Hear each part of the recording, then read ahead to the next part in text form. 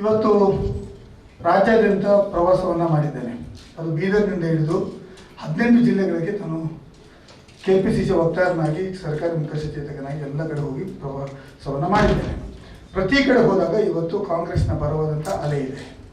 ಕರ್ನಾಟಕ ರಾಜ್ಯದಲ್ಲಿ ಪ್ರತಿಯೊಂದು ಹಳ್ಳಿಗಳಲ್ಲಿಯೂ ಕಾಲೋನಿಗಳಲ್ಲಿ ಹೋದಾಗಲೂ ಕೂಡ ಮತದಾರರು ಸ್ವಯಂ ಪ್ರೇರಿತವಾಗಿ ಮುಂದೆ ಬಂದು ನಾವು ಈ ಬಾರಿ ಕಾಂಗ್ರೆಸ್ಗೆ ಮತ ಮಾಡ್ತೇವೆ. ಯಾಕಂದರೆ ನಮಗೆ ಅನ್ನಭಾಗ್ಯ ಕೊಟ್ಟಿರ್ತಕ್ಕಂಥ ಅನ್ನವನ್ನು ದಾನ ಮಾಡಿರ್ತಕ್ಕಂಥ ಸರ್ಕಾರ ಅದು ಕಾಂಗ್ರೆಸ್ ಸರ್ಕಾರ. ಹಾಗಾಗಿ ಈ ಸರ್ಕಾರವನ್ನು ನಾವು ಎಂದೂ ಮರೆಯುವುದಿಲ್ಲ ಅಂತ ಹೇಳಿದ್ದಾರೆ. ಮತ್ತು ರಾಜ್ಯದ ಜನತೆಯ ಮನಸ್ಸು ಈಗಾಗಲೇ ಕಾಂಗ್ರೆಸ್ ಪರ ಇರೋದರಿಂದ ಯಾವುದೇ ಕಾರಣಕ್ಕೂ BJPಯ ತಂತ್ರಗಳು ಏನು ಮಾಡ್ತಾ ಇದ್ದಾರೆ, ಏನು BJPಯವರು ತಮ್ಮ ಪ್ರತಿತಂತ್ರವನ್ನು ಉಪಯೋಗಿಸಿದ್ದಾರೆ, ಅದು ಯಾವುದೂ ಸಫಲ ಆಗುವುದಿಲ್ಲ ಅಂತ ಹೇಳೋದನ್ನು ನಾನು ಹೇಳಲಿಕ್ಕೆ ಬಯಸ್ತಾ ಇದ್ದೇನೆ. ಇವತ್ತು BJPಯವರು JDS ಜೊತೆ ಒಳ ಒಪ್ಪಂದ ಮಾಡಿರ್ತಕ್ಕಂಥದಕ್ಕೆ ಹಲವಾರು ನಿದರ್ಶನಗಳು ನಮ್ಮ ಮುಂದೆ ಇದ್ದಾವೆ.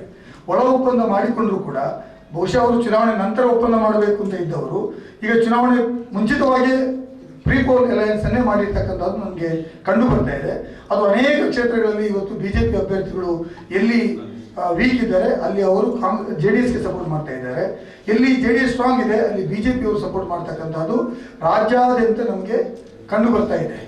ಅದರಲ್ಲಿ ಕೂಡ ಕರಾವಳಿ ಭಾಗದಲ್ಲಿ ಅಫ್ಕೋರ್ಸ್ BJPಗೆ ಮತ್ತು ಕಾಂಗ್ರೆಸ್ಗೆ ನೇರವಾಗಿ ಫೈಟ್ ಇದೆ. ಇಲ್ಲಿ JDS ಯಾವ ಹಂತದಲ್ಲಿಯೂ ಫೈಟ್ ಮಾಡ್ತಕ್ಕಂಥ ಹಂತದಲ್ಲಿ ಇಲ್ಲ. ಆದರೆ ಬೇರೆ ಬೇರೆ ಎಲ್ಲಿ ಹಳೆ ಮೈಸೂರು ಭಾಗಗಳಲ್ಲಿ ಈ ರೀತಿಯ ತಂತ್ರಗಳನ್ನು ಮಾಡ್ತಕ್ಕಂಥದ್ದು ನಮ್ಮ ಗಮನಕ್ಕೆ ಬಂದಿದೆ. ಯಾವ ಒಳ ತಂತ್ರ ಮಾಡಿದ್ರು ಕೂಡ, ಒಳ ಒಪ್ಪಂದ ಮಾಡಿದ್ರು ಕೂಡ ಕಾಂಗ್ರೆಸ್ ಪಕ್ಷ ಏಕಾಂಗಿಯಾಗಿ 130 ಸೀಟುಗಳನ್ನು ರಾಜ್ಯದಲ್ಲಿ ಗೆದ್ದು ಅಧಿಕಾರಕ್ಕೆ ಬರ್ತದೆ. ಸಿದ್ದರಾಮಯ್ಯನವರು ಮುಂದಿನ ಮುಖ್ಯಮಂತ್ರಿ, ರಾಜ್ಯದ ಮುಖ್ಯಮಂತ್ರಿಗಳು ಆಗ್ತಾರೆ ಅಂತ ಹೇಳೋದ್ರಲ್ಲಿ ಎರಡನೇ ಮಾತಿಲ್ಲ. ಇವತ್ತು BJPಯವರು ಅನೇಕ ತಂತ್ರಗಳನ್ನು ಮಾಡಲಿಕ್ಕೆ ಪ್ರಯತ್ನ ಮಾಡಿದರು. ಅದು ಅಮಿತ್ ಶಾ ಇರ್ಬೋದು, ನರೇಂದ್ರ ಮೋದಿ ಅವರು ಇರ್ಬೋದು.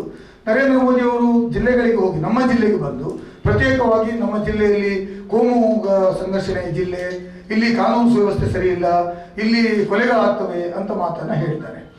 ರಾಯಚೂರಿಗೆ ಹೋಗಿ ಹೇಳ್ತಾರೆ ನಮಗೆ ಇಲ್ಲಿ ವಿದ್ಯುತ್ ಕೊಡಲಿಕ್ಕೆ ಸಾಧ್ಯ ಆಗಲಿಲ್ಲ ಅಂತ ಹೇಳ್ತಾರೆ. ಅಲ್ಲಿ ಹುಬ್ಳಿ ಧಾರವಾಡಕ್ಕೆ ಹೋಗಿ ಹೇಳ್ತಾರೆ ಮಾದಾಯಿ ಸಮಸ್ಯೆಯನ್ನು ಪರಿಹಾರ ಮಾಡಲಿಕ್ಕೆ ಆಗಲಿಲ್ಲ ಅಂತ ಹೇಳ್ತಾರೆ. ಮೈಸೂರು ಭಾಗಕ್ಕೆ ಬಂದು ಹೇಳ್ತಾರೆ ಅಲ್ಲಿ ನಿಮ್ಮ ಕಾವೇರಿ ವಿಚಾರವನ್ನು ಸರಿ ಮಾಡಲಿಕ್ಕೆ ಆಗಲಿಲ್ಲ ಅಂತ ಹೇಳ್ತಾರೆ. ನನ್ನ ಪ್ರಶ್ನೆ ಇರುವುದು, ಯಾವುದೇ ವಿಚಾರ ಸರಿ ಇಲ್ಲ, ಎಲ್ಲಿಯೂ ಕಾನೂನು ವ್ಯವಸ್ಥೆ ಸರಿ ಇಲ್ಲ, ನಮ್ಮ ರಾಜ್ಯದ ದೇಶದ ಪ್ರಜೆಗಳಿಗೆ ಬೇಕಾಗಿರ್ತಕ್ಕಂಥ ವ್ಯವಸ್ಥೆ ಮಾಡಿಕೊಡ್ಲಿಕ್ಕೆ ಆಗದೇ ಇದ್ದಿದ್ರೆ ಈ ದೇಶದ ಪ್ರಧಾನಮಂತ್ರಿಯಾಗಿ ನೀವೇನು ಮಾಡಿದ್ದೀರಿ? Whether you raised in voice, ನೀವೇನಾದರೂ ರಾಜ್ಯದ ಪರಿಸ್ಥಿತಿ ಸರಿ ಇಲ್ಲ ಅಂತ ಹೇಳಿದಿರಾ? ಇಲ್ಲಿ ಕಾನೂನು ವ್ಯವಸ್ಥೆ ಸರಿ ಇಲ್ಲ ಅಂತ ಹೇಳಿದಿರಾ? ಕೊಲೆಗಳು ಕಾಂಗ್ರೆಸ್ನವರು ಮಾಡ್ತಾರೆ ಅಂತ ಹೇಳಿದಿರಾ? ಅವರನ್ನು ಬಿಟ್ಟುಬಿಟ್ಟಿದ್ದಾರೆ ಅಂತ ಹೇಳಿದಿರಾ? ನೀವು ಯಾವುದನ್ನು ಹೇಳದೆ ನೀವು ಎಲ್ಲಿಯೋ ಒಂದು ಕಡೆ ಪಾಪ ಪಾಂಡುಗಳಾಗಿ ನೀವು ಕೆಲಸ ಮಾಡಬಾರದು ಅಂತ ಹೇಳ್ತಾರೆ. ಏನು ಈ BJPಯವರು ಹೇಳಿಕೊಡ್ತಾರೆ, ಅದನ್ನು ನೀವು ರೀಪ್ರೊಡ್ಯೂಸ್ ಮಾಡಲಿಕ್ಕೆ ನೀವು ಎಲ್ಲೇ ಒಂದು ಕಡೆ duplicate copy of the Karnataka BJP ಅಂತ ಹೇಳಲಿಕ್ಕೆ ಬಯಸ್ತೇನೆ. Karnataka BJP is having no face.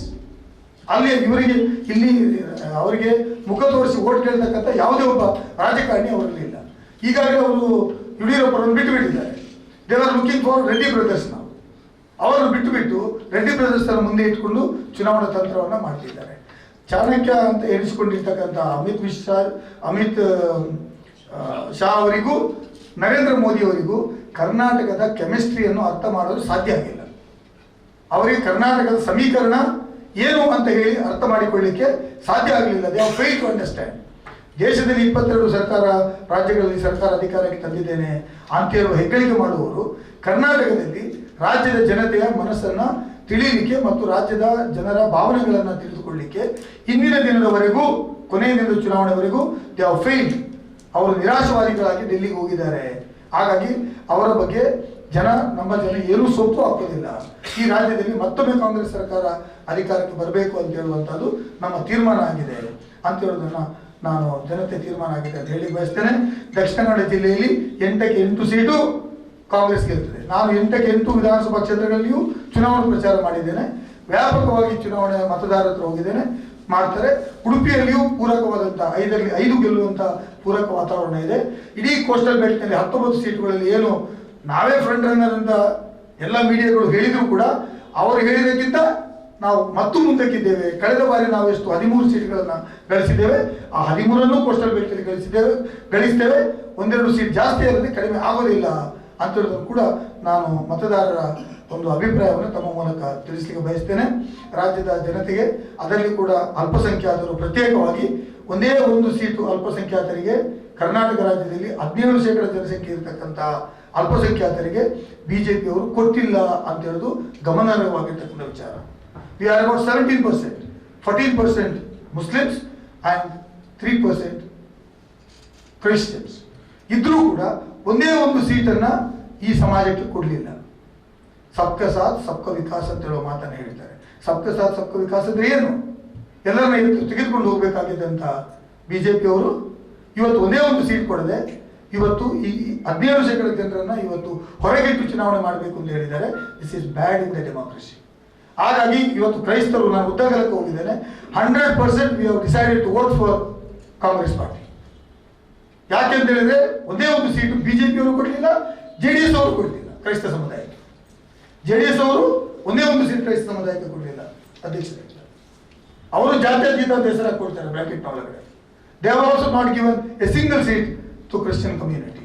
ಹಾಗಾಗಿ 100% ನಾವು ಮತದಾನ ಮಾಡಬೇಕು ಅಂತ ಎಲ್ಲ ಕಡೆ ಹೋಗಿ ತೀರ್ಮಾನ ಮಾಡಿದ್ದೇವೆ. ಮತ್ತು ಕ್ರಿಶ್ಚಿಯನ್, ಇದು ಕರ್ನಾಟಕ ಸರ್ಕಾರ ಕಾಂಗ್ರೆಸ್ ಅಧಿಕಾರಕ್ಕೆ ಬಂದರೆ ಕ್ರಿಶ್ಚಿಯನ್ ಸಮುದಾಯಕ್ಕೆ ಕ್ರಿಶ್ಚಿಯನ್ ಡೆವಲಪ್ಮೆಂಟ್ ಕಾರ್ಪೊರೇಷನ್ ಮಾಡ್ತೇವೆ ಅಂತೇಳಿ ಈಗಾಗಲೇ ಘೋಷಣೆಯನ್ನು ಮಾಡಿದ್ದಾರೆ. ನಮ್ಮ ಚುನಾವಣಾ ಪ್ರಣಾಳಿಕೆಯಲ್ಲಿ ಕ್ರಿಶ್ಚಿಯನ್ ಅಭಿವೃದ್ಧಿ ಪರಿಷತ್ತು ಏನಿತ್ತು ಅದನ್ನು ಕನ್ವರ್ಟ್ ಮಾಡಿ ಕ್ರಿಶ್ಚಿಯನ್ ಡೆವಲಪ್ಮೆಂಟ್ ಬೋರ್ಡ್ ಮಾಡ್ತೇವೆ ಅಂತ ಹೇಳಿದ್ದಾರೆ. ಕ್ರಿಶ್ಚಿಯನ್ ಡೆವಲಪ್ಮೆಂಟ್ ಬೋರ್ಡ್ ಮಾಡಿ 500 ಕೋಟಿ ರೂಪಾಯಿಗಳನ್ನು ಈ ಸಮುದಾಯದ ಅಭಿವೃದ್ಧಿ ಕೊಡ್ತೇವೆ ಅಂತ ಹೇಳಿದ್ದಾರೆ. ಏನು ಕೊಡದಂತ ಬಿಜೆಪಿಗೆ JDS ಯಾಕೆ ಮತ ಮಾಡಬೇಕು ಅಂತೇಳಿ ಪ್ರಶ್ನೆ ಮಾಡಿದ್ದೇವೆ. ಇಡೀ ರಾಜ್ಯಾದ್ಯಂತ ನಾನು ಸುತ್ತಾಡಿದ್ದೇನೆ. ಎಲ್ಲರೂ ಕಾಂಗ್ರೆಸ್ ಪಕ್ಷ ಪರ ಮತ ಮಾಡಲಿಕ್ಕೆ ನಾವು ತೀರ್ಮಾನ ಮಾಡಿದ್ದೇವೆ. ನಾನು ರಾಜ್ಯದ ಜನತೆಗೆ ಒತ್ತಾಯ ಮಾಡ್ತೇನೆ, ತಮ್ಮ ಮೂಲಕ ಕಾಂಗ್ರೆಸ್ ಪಕ್ಷವನ್ನು ಬೆಂಬಲಿಸಿ ಮತ್ತು ಸೌಹಾರ್ದತೆಯ ಮತ್ತು ಜನಪರವಾದಂಥ ಸರ್ಕಾರ ಆಡಳಿತಕ್ಕೆ ತನ್ನಿ ಅಂತ ಹೇಳುವುದನ್ನು ತಮ್ಮ ಮೂಲಕ ಕೇಳಲಿಕ್ಕೆ ಬಯಸ್ತೇನೆ. ಈಗ ಬಿಜೆಪಿಯವರು ಧರ್ಮದ ಹೆಸರಲ್ಲಿ ಇದು ಧರ್ಮ ಅಲ್ಲ, ಇದು ಸಮುದಾಯ. ನಾನು ಡಿವೈಡ್ ಮಾಡಿ ಅಂತ ಹೇಳಿಲ್ಲ. ಸಬ್ಕ ಸಾಥ್ ಸಬ್ಕ ವಿಕಾಸ್. ಎಸ್, ಕ್ರಿಶ್ಚಿಯನ್ಸ್ ಮುಸ್ಲಿಮರು ಒಂದು ಸೀಟು ಕೊಟ್ಟಿಲ್ಲ. ಹೌದು, they have taken a decision because you have not given any promise to them. ಯಾಕೆ ಕೊಡಬೇಕು? ಈ ಸಮುದಾಯದ ಬೇಡಿಕೆ ಇದೆ, ಅವರಿಗೆ ರಾಜಕೀಯವಾಗಿ ಮುಂದೆ ತರಬೇಕು. ನೀವು ಒಂದೇ ಒಂದು ಸೀಟ್ ಕೊಟ್ಟಿಲ್ಲ ಅಂದರೆ ಎಲ್ಲ ಸಮುದಾಯಗಳಿಗೆ ನೀವು ಲಿಸ್ಟ್ ಕೊಡೋದಿಲ್ವಾ? ಲಿಂಗಾಯತರೆಷ್ಟು, ವೀರಶೈವರೆಷ್ಟು, ಒಕ್ಕಲಿಗರೆಷ್ಟು, ಮುಸ್ಲಿಮರೆಷ್ಟು, ಜೈನರೆಷ್ಟು ಬರೆಯುವುದಿಲ್ವಾ? ಎಲ್ಲ ಕೊಡದೇ ಇದ್ರೆ ಇನ್ನುಳಿದ ವರ್ಗದವರು ಸೀಟ್ ಕೊಡಲಿಲ್ಲ ಅಂತ ಹೇಳೋದಿಲ್ವಾ? They said wherever I go, Christian said, leaders said, our bishops and priests said, we have not given a single seat from any other party. ಮತ್ತೆ ನಾವು ಯಾರಿಗೆ ಸಪೋರ್ಟ್ ಮಾಡಲಿ ಅಂತ ಕೇಳ್ತಾರೆ. ನೀವು ಕೆಪಿಸಿಸಿಯ ಆದೇಶದ ಮೇರೆಗೆ ಎಲ್ಲ ಕ್ರಿಶ್ಚಿಯನ್ ಕಮ್ಯುನಿಟೀಸ್ ಅನ್ನು ಭೇಟಿ ಮಾಡ್ತಾರೆ? No, it's my duty. I am representing them in the assembly.